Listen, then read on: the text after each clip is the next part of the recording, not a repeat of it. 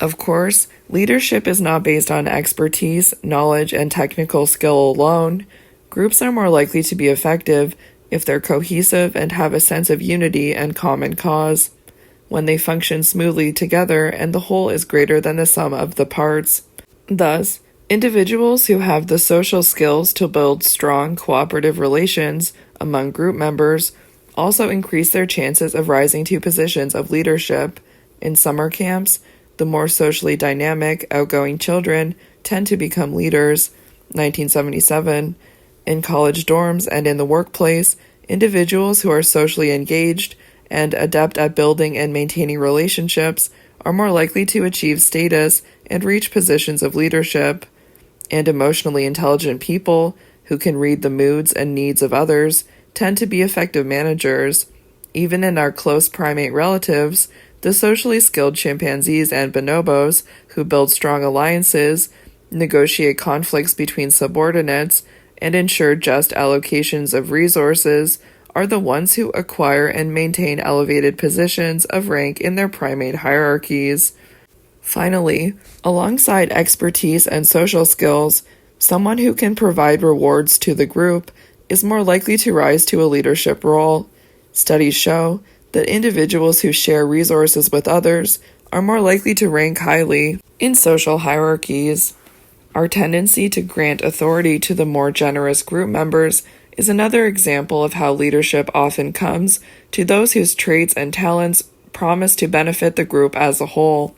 The elements of power. When people assume leadership positions, they experience many changes, more responsibility, and the challenge of managing people with diverse needs and interests, but also increased wealth and prestige, their respective colleagues, and that great intangible that so many in history have lusted after, power. And with power, a person's behavior is likely to change in many ways, sometimes in ways we wouldn't expect. To understand the influence of power on social behavior, it's important to describe it more carefully. Power is usually defined as the ability to control one's own outcomes and those of others. It's also described as the freedom to act and to be free of constraints. 1993. In the most general sense, your power is about your capacity to influence others and make a difference in the world. Power is related to three other kinds of social rank: status, authority, and dominance, but it's not synonymous with them. Status is the result of an evaluation of social attributes that produces differences in respect and prominence among group members. It's possible to have power without status, think of a dictator or a corrupt politician, and to have status without power, think of a religious leader in a slow-moving line at the Department of Motor Vehicles. Authority is power that derives from institutionalized roles or formalized positions within a hierarchy, but power, of course, can exist in the absence of formal roles, such as within informal social groups. Dominance is behavior enacted with the goal of acquiring or demonstrating power. Yet power can be attained without any attempt to establish dominance, as with leaders who attain their positions through their efforts to create goodwill among group members. Power, the ability to control one's own outcomes and those of others, the freedom to act. Status, the outcome of an evaluation of attributes that produces differences in respect and prominence, so it's like prestige. Authority, power that derives from institutionalized role or arrangements. Dominance, behavior enacted with the goal of acquiring or demonstrating power. Power and intimidation. High-power people often feel less constrained by social rules about appropriate behavior than people of lower rank. President Lyndon Johnson approaches Senator Theodore Green more closely than is generally socially acceptable, touches his arm, and leans in close to his face as he seeks to intimidate him into voting the way Johnson wants him to. So you can see him walking up to him and standing pretty close, about a head's width away. And then, leaning forward and touching his arm. And then staring into his face while the senator is, leaning backwards.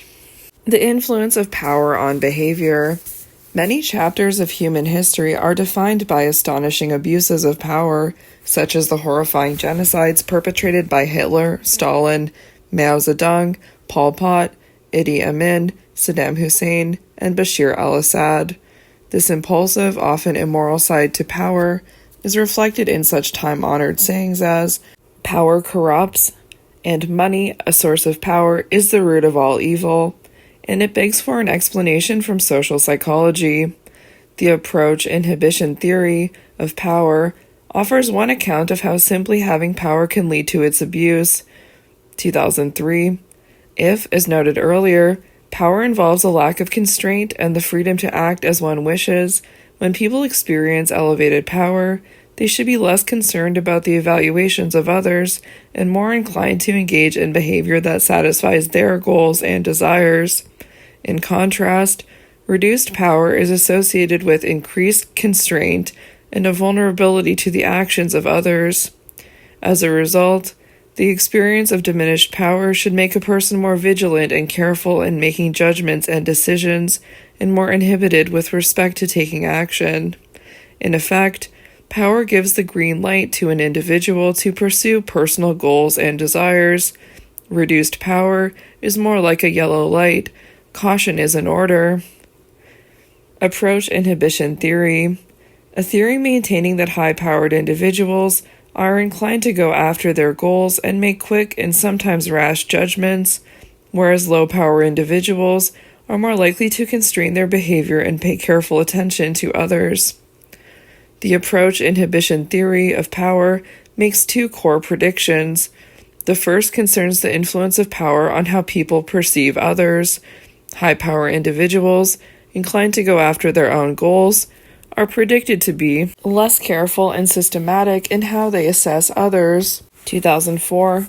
Consistent with this hypothesis, high-powered individuals are more likely to stereotype others rather than carefully attend to individuating information about them. High-power people are also less accurate judges of others' emotions. One dramatic demonstration of the empathy failures associated with elevated power was provided by Joseph McGee and his colleagues, 2006. These investigators first induced people to feel relatively powerful or powerless by having them recall a time when they exerted control over another person or when someone else exerted control over them. Participants then performed a simple perspective-taking task, drawing the letter E on their forehead so that someone across from them could read it. This task requires the participant to take the other person's perspective and draw the E in reverse. As you can see in figure 12.5, participants feeling a surge of power were much less likely to draw the E in a way that took the other person's perspective into account. Power reduces the ability to take the perspective of others. The empathy deficits produced by power can have unfortunate consequences. Teresa Vescio and her colleagues have found that powerful men who stereotype female employees by focusing exclusively on their weaknesses tend to grant female employees fewer resources, evaluate them more negatively, and anticipate less success by female employees than by male employees. In a similar vein, feeling powerful leads prejudiced whites to focus to a greater extent on the weaknesses of black employees relative to other employees. Figure 12.5. Power and empathy failures. This study showed how power diminishes one's capacity to consider the perspective of others. Okay, so it's a bar graph. The two categories on the x-axis are high power and low power, and on the y-axis is the percentage of participants who drew E from the perspective of someone else from 0 to 100. So when you were high power, you drew the E from the perspective of someone else about 70% of the time, and when you had low power, you drew the E from the perspective of someone else about 90% of the time. So you almost always drew it from the perspective of other people when you felt low power, but only 70% of the time drew from the perspective of other people if you felt high power. So you can see, when feeling powerful, participants were less likely to draw a reversed E on their forehead so that it was easy for another person to read. Abuses of power. As the approach inhibition theory of power maintains, Being in a position of power can lead people, such as the powerful men shown here, film producer Harvey Weinstein, Fox News host Bill O'Reilly, former talk show host and television journalist Charlie Rose, and the late Fox News chairman and CEO Roger Ailes, to ignore many of the usual constraints on behavior and to act in ways that promote their desires. Power is like drinking gin on an empty stomach. You feel dizzy, you get drunk, you lose your balance. Pope Francis. Power is the ultimate aphrodisiac. Henry Kissinger, former U.S. Secretary of State. These findings likely converge with your own observations that powerful individuals often appear somewhat out of touch, whereas the powerless seem more clued in. But are there costs to the heightened vigilance that low-power individuals maintain as they carefully attend to others? There are indeed. The experience of diminished power makes people less flexible in their thoughts and less able to shift their attention to meet the varied demands of the task at hand. 2006. For example, Pamela Smith and her colleagues induced people to feel elevated power or diminished power by priming them with low or high power words, obey, dominate, or having them recall an experience of low or high power. 2008. Participants then worked on a variety of cognitive tasks. In one task, words were flashed one at a time on a computer screen, and participants indicated whether a current word on the screen matched the word presented 2 trials earlier. In another, the Stroop task, participants had to name the color of the ink, red, for example, in which a word, sedan, for example, was written, a task made more difficult on trials in which the word itself referred to a color different from the font color, blue. Performance on these tasks requires considerable cognitive flexibility and control. In the Stroop task, for example, the participant must ignore the meaning of the word when naming the color of the ink in which it is written. As predicted, participants randomly assigned to feel relatively powerless proved less effective in performing these cognitive tasks. The vigilant and narrowed focus that comes with a sense of reduced power can diminish an individual's ability to think flexibly and creatively. The second core element of approach inhibition theory is the prediction that power should make people behave in less constrained and sometimes more inappropriate ways. Take sex, for example. Do you think it's mainly CEOs, politicians, and rock stars who exhibit sexually inappropriate behavior? Think again. Social psychologists have found that just giving people the faintest whiff of power, for example, by having them recall an experience when they had power, or having them read power-related words, priming them with ideas of power, can lead them to act in sexually assertive and potentially problematic ways. People who have a good deal of power, as well as individuals who are primed with feelings of power, are more likely to touch others and approach them closely, to have sexual ideas running through their minds, to feel attraction for a stranger, to overestimate another's sexual interest in them, and to flirt in an overly forward fashion. In one survey of 1,261 employees, the higher an individual's rank in the organization, the more likely he or she was to report having had sexual affairs when married. 2011. Power differences are almost always involved when men sexually harass women, and less typically men, at work with patterns of inappropriate comments, sexually forward behaviors, and coercion and threat. 2008. More generally, power frees the individual from being concerned about the constraints of sexual norms and enables more disinhibited sexual behavior. 2016. Power would indeed appear to be the ultimate aphrodisiac, but mainly for the person feeling powerful. Nearly all men can stand adversity, but if you want to test a man's character, give him power. Abraham Lincoln. The fundamental concept in social science is power, in the same sense that energy is the fundamental concept in physics.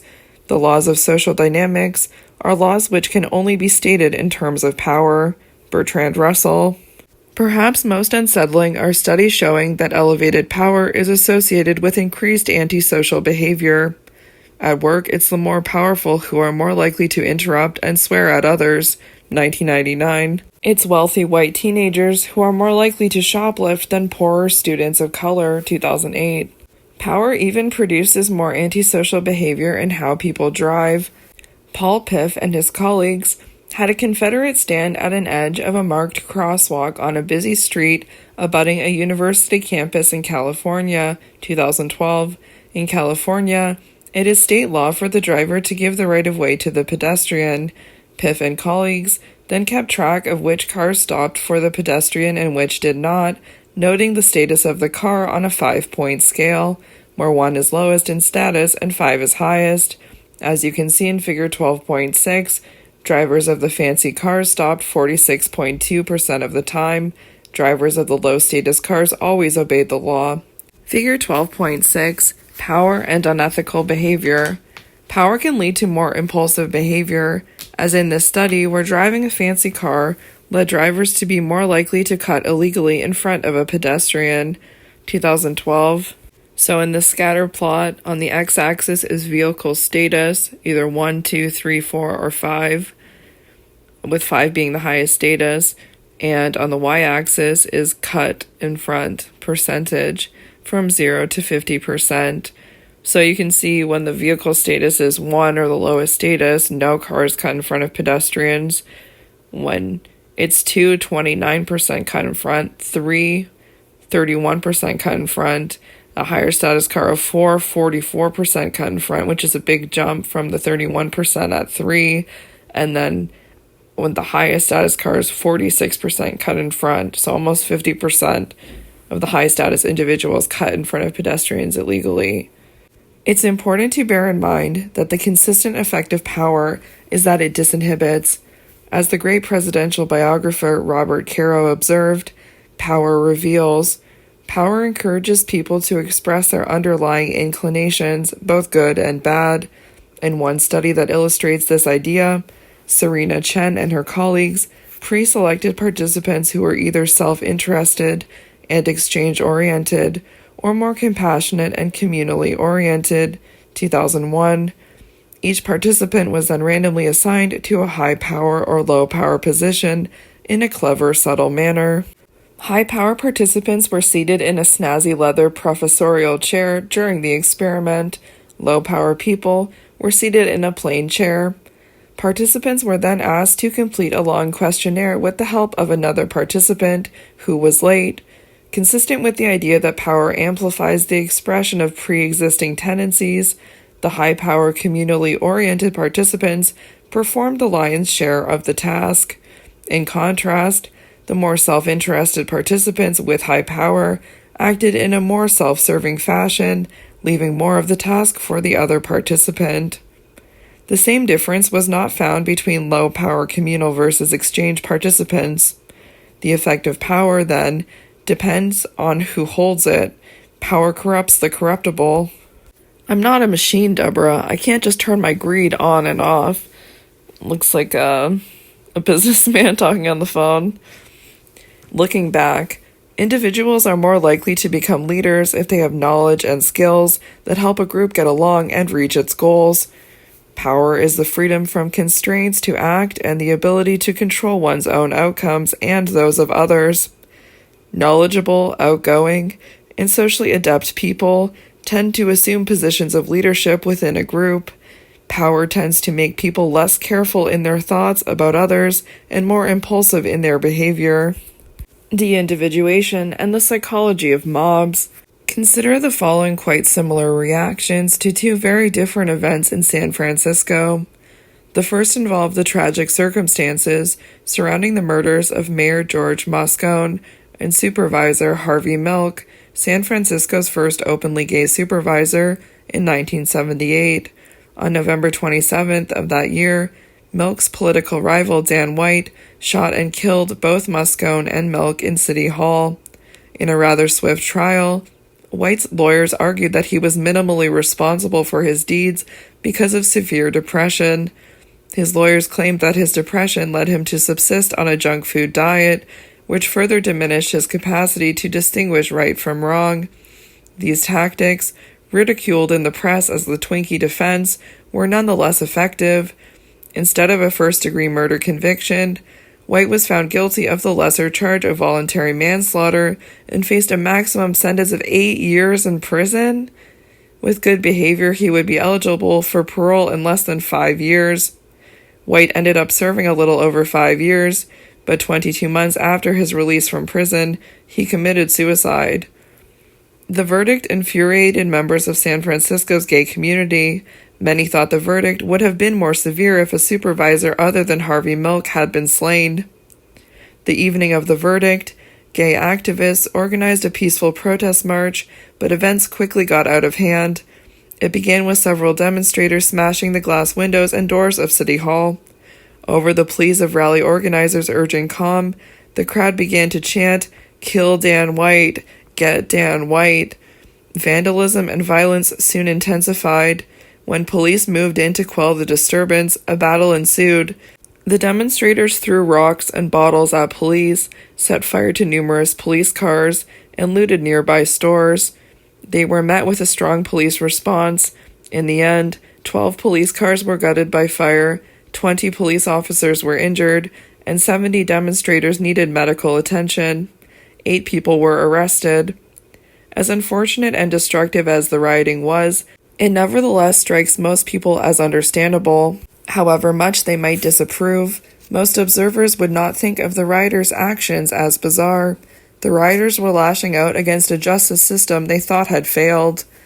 Now consider the striking similarity to the violence that erupted in the same city 3 years later in response to a very different kind of event, the San Francisco 49ers' victory over the Cincinnati Bengals in Super Bowl XVI, a victory that earned the city its first professional championship in any sport. Within minutes of the game's conclusion, giddy fans poured out of homes and bars and into the streets to celebrate. At first it was all harmless, celebratory stuff. Horns blared, beer was chugged, champagne was sprayed. As the evening wore on, however, events took a more sinister turn, eventually echoing what had transpired in the aftermath of the Dan White verdict. Bonfires were started in an intersection and atop a car. When police tried to restore order, they were met with a barrage of stones, bricks, and bottles. Before the streets were cleared, 8 police officers and 100 others were treated for injuries, and 70 arrests were made. The psychology of mobs. A. Upon learning of the killing of Harvey Milk and George Moscone by Dan White, large crowds of demonstrators gathered to mourn their passing. B. When Dan White was given a light sentence in his trial for the murder, demonstrators again took to the streets, this time rioting and setting cars on fire in protest of what they saw as a travesty of justice. So in the first picture you can see them peacefully walking and holding up flags. And in the second one, they're still just holding up flags. They're not really showing the devastation of the riot here. De-individuation and the group mind. These two events in San Francisco's history, as well as a great many similar events around the world, challenge us to understand how large groups of people can transform into unruly mobs. How do peaceful gatherings spin out of control and become violent? Why do law-abiding citizens, when immersed in a crowd, engage in acts of destruction they would never commit alone? How can we understand the psychology of the mob? Whoever be the individuals that compose it, however like or unlike be their mode of life, their character or their intelligence, the fact that they have been transformed into a crowd puts them in possession of a sort of collective mind. Gustave Le Bon. Social psychologists have addressed these questions in the context of examining the emergent properties of groups, behaviors that emerge only when people are in groups. People do things in groups that they would never do alone. Indeed, we often hear people say that a group has a mind of its own. As a result, the behavior of large groups of people is more than the sum of the behavioral tendencies of its individual members. You might dance, sing, and play air guitar at a rock concert with all your friends, but you wouldn't likely do it if the band were playing a private concert just for you. One of the first people to offer an extensive analysis of the psychology of the mob was a 19th century, 1800s, French sociologist, Gustave Le Bon. Le Bon thought that people tended to lose their higher mental faculties of reason and deliberation when they were in large groups. By the mere fact that he forms part of an organized crowd, a man descends several rungs in the ladder of civilization, 1895. For Le Bon, This descent stems from the collection of individual rational minds giving way to a less self-reflective group mind. Social psychologists have expanded on Le Bon's ideas by examining how the thought patterns of individuals change when they come together in large groups, and how these changes make them more susceptible to group influence. Most of the time, we feel individuated, that is, we feel individually identifiable by others, we consider ourselves individually responsible for our actions, and we are concerned with the propriety and future consequences of our behavior. But as a number of social psychologists have noted, we often experience a loss of individual identity, a sense of de-individuation, when we're in a large group. Zimbardo, 1970. When in large crowds, we sometimes feel lost in the crowd, caught up in what's happening in the moment, with a diminished sense of responsibility for our actions. Emergent properties of groups. Some behaviors surface only when people are part of a group and submerge their individual identities into the group. The people in this flash mob converged at this spot after receiving emails telling them when and where to gather. Their actions reflect the fact that they are in a group, behavior that would be highly unlikely if each of them were there alone. So you can see they're all dancing in unison. De-individuation, a reduced sense of individual identity accompanied by diminished self-regulation that can come over people when they are in a large group. A model of de-individuation, Philip Zimbardo, 1970, proposed a theoretical model of de-individuation that specifies how certain conditions create the kind of psychological state that promotes the impulsive and often destructive behaviors observed in mobs, figure 12.7. Perhaps the most important of these conditions are the anonymity individuals enjoy by blending in with a large group and the diffusion of responsibility that occurs when there are many people to share the blame. These conditions, along with the arousal, heightened activity, and sensory overload that often accompany being immersed in a large group, lead to the internal state of de-individuation. The de-individuated state is characterized by diminished self-observation and self-evaluation, and a lessened concern with how people evaluate us. Thus, a de-individuated person is less aware of the self, more focused on others and the immediate environment, and hence more responsive to behavioral cues from others, for good or for bad. Being in a de-individuated state lowers the threshold for engaging in actions that are typically inhibited. People are more likely to engage in a host of impulsive behaviors, both because there is more of a push to do so, because of increased arousal and the presence of many other impulsive people to imitate, and because the constraints that usually pull them back from such actions are weakened, because of a lessened sense of personal evaluation and responsibility. What emerges is the kind of impulsive, irrational, emotional, and occasionally destructive behavior characteristic of mobs. This kind of behavior often creates its own momentum, and is less responsive to stimuli that might, if a person were alone, bring it under control. Thus, Zimbardo's model of de-individuation is not an account of mob violence per se. Instead, it is a theoretical analysis of crowd-induced impulsive behavior that, because of its very impulsivity, often turns violent. One implicit element in the model is that people often find the impulsivity that accompanies de-individuation to be liberating. Zimbardo argues that people go through much of their lives in a straitjacket of cognitive control. Living under such constraints can be tiresome and stifling, so people sometimes yearn to break free and act more impulsively. In support of this idea, Zimbardo notes that virtually all societies try to safely channel the expression of this yearning by scheduling occasions when people are encouraged to let loose.